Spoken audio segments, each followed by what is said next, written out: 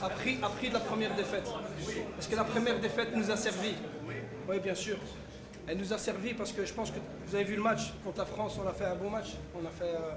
On a été dominant, on s'est créé des occasions.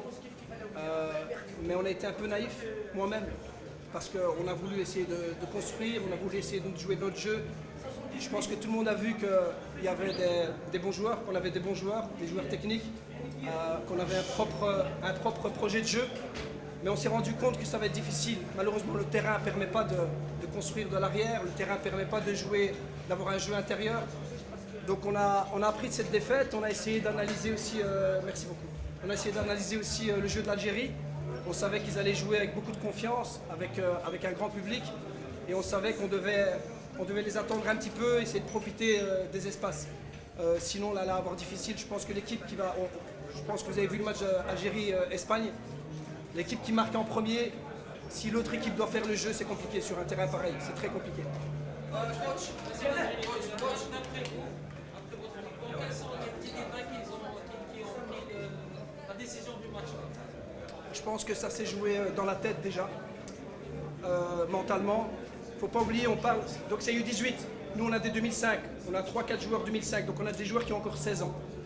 Vous imaginez-vous à 16 ans jouer dans un stade comme ça, avec un public extraordinaire, vraiment, j'ai pas de mots tellement il était extraordinaire. À 16 ans jouer un match où je pense que des gens vont parler de politique, même si nous on n'a jamais parlé de politique, on a été très bien accueillis, on savait qu'on allait être bien accueillis, on savait que le public allait supporter son équipe. Mais c'est difficile pour les joueurs, il faut tenir ça en compte.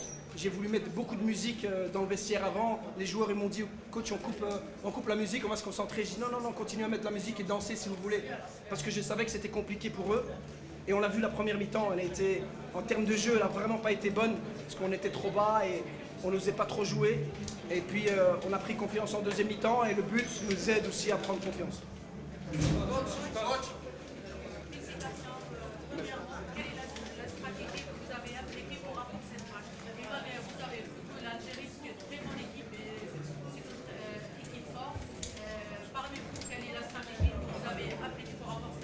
Mais déjà, j'ai envie de parler de la poule. Moi, les 4 équipes sont fortes, vraiment. Et je pense que ce sont sur des détails comme ça, comment aborder le match.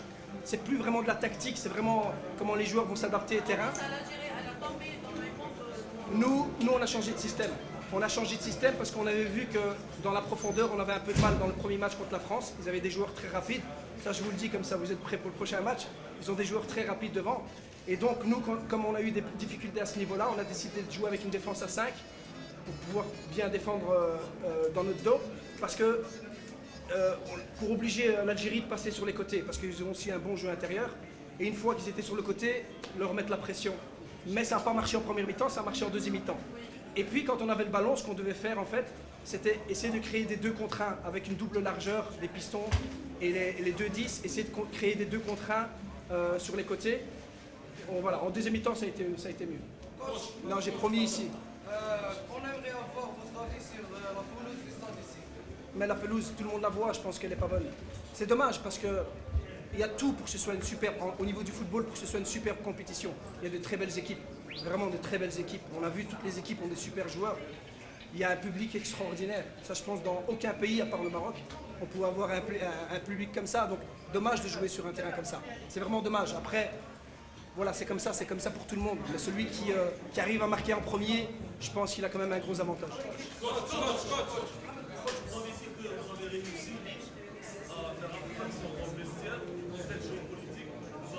Non. C'est pas. Ça veut dire qu'on a. Ouais.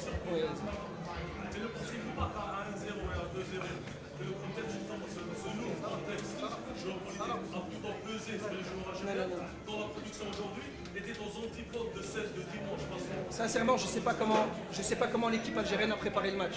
De notre côté, on n'a jamais parlé politique. Jamais. Et ça ne nous intéresse pas, et ça ne m'intéresse pas. Je sais. De l'autre côté, je pense que les joueurs algériens, même chose.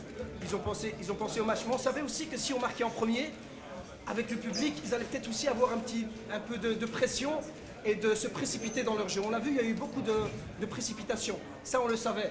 Après, il fallait marquer en premier. C'est pas c'est pas donné à tout le monde, mais le fait d'avoir marqué en premier, ils se sont précipités. C'est pour ça qu'ils ont souvent fait les mauvais choix. Et puis le terrain ne leur permettait pas de mettre leur jeu en place. C'est pour ça qu'ils ont commencé à balancer des ballons. Et c'est pour ça aussi qu'on avait joué à 3, parce qu'on savait qu'ils allaient le faire. J'ai pas entendu. Techniquement parlant, qu'est-ce qu'il y a comme différence entre le premier match et le deuxième match? Techniquement parlant, mais je pense que techniquement parlant, vous parlez de qui? De nous? Du Maroc? Ben, techniquement parlant, je pense que nous, on a voulu trop montrer qu'on avait de la technique et qu'on pouvait jouer. Et le deuxième match, on a voulu gagner et s'adapter au contexte.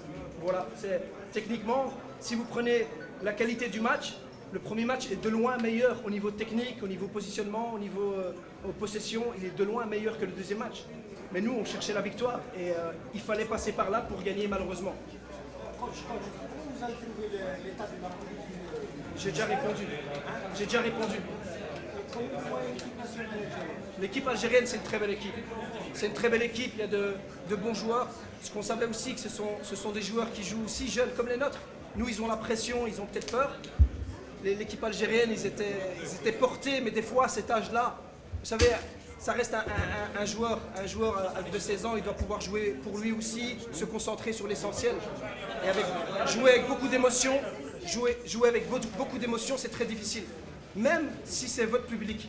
Et je pense que les joueurs algériens aujourd'hui, on joue avec beaucoup d'émotions. Parce qu'il y a le public qui les pousse. Mais des fois, il faut jouer comme un robot, il faut jouer avec un cœur, une tête froide. Sûr? Ouais, formidable. Je l'ai dit déjà quand je suis arrivé à l'aéroport. Et de nouveau, je sais qu'il y a eu des choses qui se sont dites sur d'autres personnes qui ont été mal accueillies, je ne sais pas. Moi, je peux parler que de nous. Mon staff, mon équipe, on a été accueillis. C'était formidable, il n'y a pas de mots, sincèrement. J'ai entendu des chants aussi. Moi, j'ai vraiment, à ce niveau-là, je suis reconnaissant envers le peuple. Mais on s'en doutait aussi. Sincèrement, on n'a jamais eu peur. On s'est dit, on savait qu'on allait chez un peuple frère. Et la manière dont ils nous ont accueillis, encore à l'hôtel à Mostaganem, formidable. Franchement, il n'y a rien à redire. Moi, je suis super heureux. Il faut juste des victoires pour que je continue à être heureux. Pour ben, l'arbitrage, moi, je pense que ça dépend un peu qui arbitre. Parce que c'est vrai que l'arbitrage africain permet beaucoup plus de choses. Aujourd'hui, on a vu des tacles des deux pieds. Un tacle, normalement, c'est un tacle glissé avec un pied et le pied est au sol. Là, on a vu des pieds décalés. Même si on va sur le ballon, c'est une faute. Donc c'est toutes des petites choses. Et puis à la sortie de balle, nous on voulait ressortir le ballon avec un joueur qui passe au gardien. En premier mi-temps, ils ont fait que siffler alors que c'est pas faute. Il s'est trompé, je lui ai dit à la mi-temps. J'ai dit monsieur, la règle, désolé, la règle, on peut. Et donc voilà. Après, je pense pas que l'arbitre a influencé dans tous les matchs, a influencé le match.